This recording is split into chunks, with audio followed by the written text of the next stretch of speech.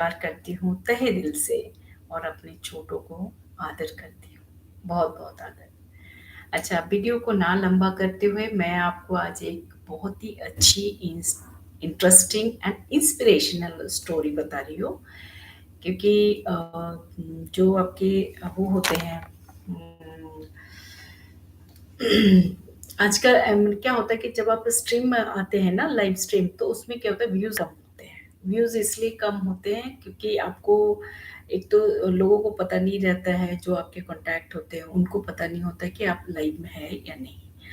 पहली बात। दूसरी बात, मेरे को कुछ प्रोसीजर भी मालूम नहीं है, क्योंकि मैं लाइव बहुत कम आई हूँ और बहुत दिनों बाद आई हूँ। 2022 में बहुत आई थी। 2023 में, 2023 में मैं बिल्कुल ही मतलब जनवरी और फरवरी तक, 9 फरवरी तक तो फ्रिक्वेंटली आई। 9 फरवरी के बाद मैं आ नहीं पाई, क्योंकि 9 फरवरी को मेरे घर में मैंने 7 रेस्क्यू वो डॉग रेस्क्यू किए थे, तो उनकी सेवा में लगी थी। उनको खाना पिलाना, रहना, वैक्सीनेशन एंड ये सब था। इस वजह से आ नहीं पाई। एक तो ऑलरेडी मेरे पास पेट है, पर वो कभी डिस्टर्ब नहीं करते, बट वो छोटे छोटे बच्चे थे तो उनकी टेक केयर बहुत थी। इस वजह से मैं जो लाइव का जो प्रोसेसर था ना, वो काफ़ी वो हो गया कि मैं लाइव कैसे, मेरे को किस तरीके से शेयर करना था। मेरा लैपटॉप भी खराब हो गया, बहुत सारी प्रॉब्लम्स है। बट फिर भी मैं कोशिश कर रही हूँ कि कहीं ना कहीं से कैसे भी करके करूँ। अब इस साल थोड़ा सा बच्चे थोड़े बड़े हो गए, एक एक साल के हो गए हैं। एक मेरे 3 साल के पेट्स हैं, तो ठीक है, वो तो ठीक है। 3 साल वाला भी परेशान नहीं करता, 1 साल वाला वो समझदार हो गया, अब चुपचाप सोया हुआ है। उसको मालूम है कि अभी लाइट चलेगी तो। अच्छा, वीडियो को ना लंबा करते हुए मैं एक स्टोरी बताती हूँ, बहुत ही अच्छी है। आप प्लीज़ मेरे स्टोरी को देखें, सुने, थोड़ा सुने। अभी जैसे एक किसी ने देखा होगा, और वो देखते ही उन्होंने पहला देखा उन्होंने और हट गए। तो ये चीज़ अच्छी नहीं है ना, कि आपने देखा और हट गए। आपको या तो रहना चाहिए थोड़ा-सा, तो अच्छा लगता है ना। और इस टाइम पे मेरे व्हाट्सएप भी हट गया, अभी भी जस्ट अनइंस्टॉल हुआ। 5:30 में 6:30 में मेरे बिजनेस वो था, व्हाट्सएप था, सुनना और समझना का, वो भी अनइंस्टॉल हो गया। तो चलिए, खैर कोई बात नहीं है, धीरे धीरे धीरे धीरे मेरे को वही चीज़ में बैक आने में थोड़ा सा it will take time, but no issue. अच्छा, मैं आज आपको एक कहानी बताती हूँ, जो कि एक किसान और एक किसान का और परमात्मा का। किसान हमेशा परमात्मा से नाराज होते थे। वो कहते थे कि यार, मतलब परमात्मा करते क्या है, हम इतनी मुश्किल से खेती करते हैं, लगाते हैं, खेती बाड़ी लगाते हैं, और हमारा फसलें कई साल में बाढ़ में, कभी तो कभी तूफान में, हम्म इस तरीके से, कभी बहुत धूप हो जाती है, कभी बाढ़ में है, कभी सूखा पड़ जाता है, तो इस तरीके से हमारी फसलें खराब हो जाती हैं। एक दिन वो नाराज होके अपने परमात्मा से कहा कि परमात्मा, परमात्मा से कहा, देखिए प्रभु, आप परमात्मा है, लेकिन देखिए प्रभु, आप परमात्मा है, लेकिन लगता है आपको खेती-बाड़ी का अंदाज़ा नहीं है। आपको खेती-बाड़ी का ज़्यादा जानकारी नहीं है। एक प्रार्थना है कि आप हुँ, आप 1 साल मुझे मौका दीजिए। 1 साल, आप 1 साल मुझे मौका दीजिए। मैं जैसा बोलूँगा, जैसा चाहूँगा वैसे ही आप मौसम कर दीजिए। उस हिसाब से आपको मैं फसल करके दिखाऊँगा, अन्न का भंडार कर दूँगा। अन्न का भंडार करके दिखाऊँगा। परमात्मा ने कहा, ठीक है, कर दिखाऊँगा, है ना? अन्न का भंडार भर दूँगा। तो परमात्मा मुस्कुराए। मुस्कुरा के कह रहे हैं कि ठीक है, जैसा तुम कहोगे वैसा ही होगा। जैसा तुम कहोगे वैसा ही मौसम दूँगा। मैं दखल नहीं करूँगा, मैं दखल नहीं करूँगा।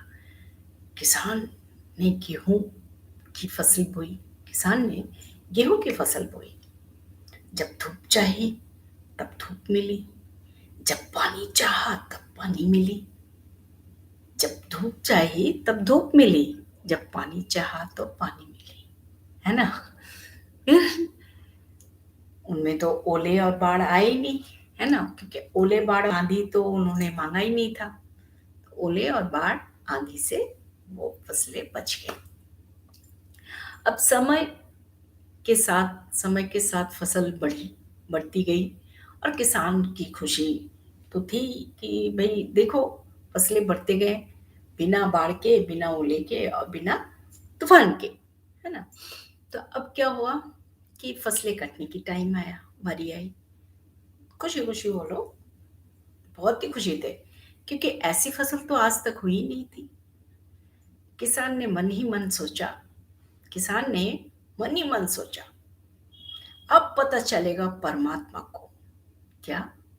अब पता चलेगा परमात्मा को कि फसल कैसे करते हैं, फसल कैसे करते हैं, फसल कैसे करते हैं। बेकार ही इतने हमारे समय, हैं, जो हमारे किसानों के समय को माने खराब किया और हमें परेशान भी किया।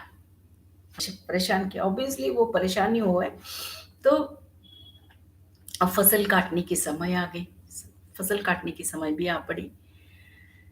अब किसान बड़े गर्व से काटने गया, लेकिन जैसे ही जैसे फसल काटने लगा, एकदम से छाती पर हाथ रख के बैठ गया, छाती पर हाथ रखकर बैठ गया। सोचिए कैसे ना। छाती पर हाथ रखकर बैठ गया।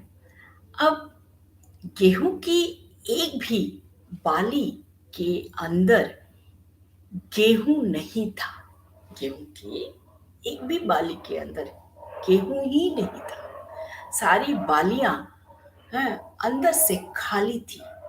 बड़ा दुखी होकर उसने परमात्मा से कहा, प्रभु ये क्या हुआ, प्रभु ये क्या हुआ। बहुत ही दुखी था। ऑब्वियसली कोई भी वो होगा तो इतना मेहनत किया उन लोगों ने, धूप मिला, पानी मिला, फिर भी तो तब परमात्मा बोले, ये तो होना ही था।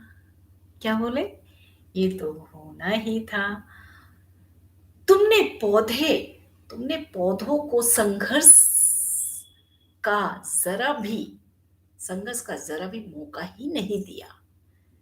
ना तेज धूप में उनको तपने दिया, ना आंधी ओलों से जूझने दिया।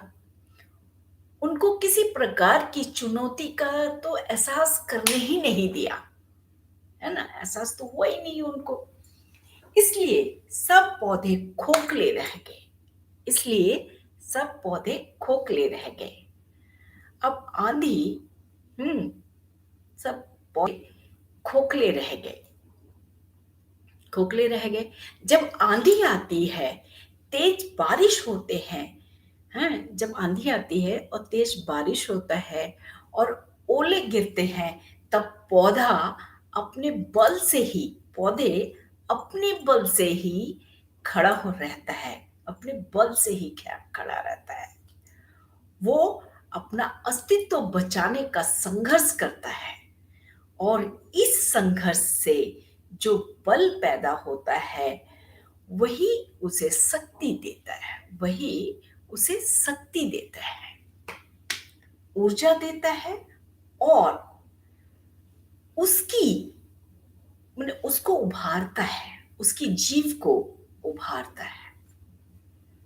सोने को भी कुंदन बनने के लिए आग में तपने पड़ते हैं, है ना? सोने को भी कुंदन बनने के लिए आग में तपने पड़ते हैं, हथौड़ों से पीटने पड़ते हैं, हथौड़े से उसको पीटते हैं, गलने जैसी चुनौतियों से गुजरना पड़ता है। जब गलते हैं भी तो वो आकार उसमें आती है, चुनौतियों का सामना करना पड़ता है, तभी वह स्वर्णिम आभा उभरती है, तभी उसमें स्वर्णिम आभा, जो गोल्ड, जो कलर आते हैं, डिजाइन आते हैं, वो तो स्वर्णिम आभा है ना, वो उभरती है, उसे अनमोल बनाती है तो उसी तरह ज़िंदगी में उसी तरह हमारी ज़िंदगी में भी संघर्ष ना होना तो आदमी खोखला ही है, आदमी खोखला ही रह जाता है। जैसे उसके अंदर कोई गुण ही नहीं होता आ पाता।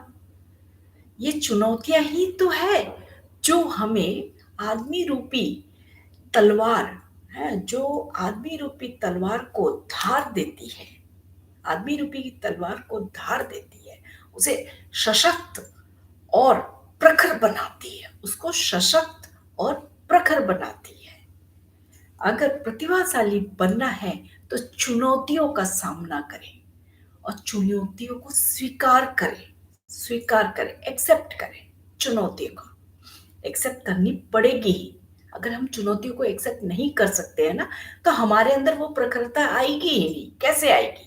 आप बताओ। अन्यथा हम बिल्कुल खोखले रह जाएँगे, अन्यथा हम बिल्कुल खोखले रह जाते हैं, बिल्कुल खोखले।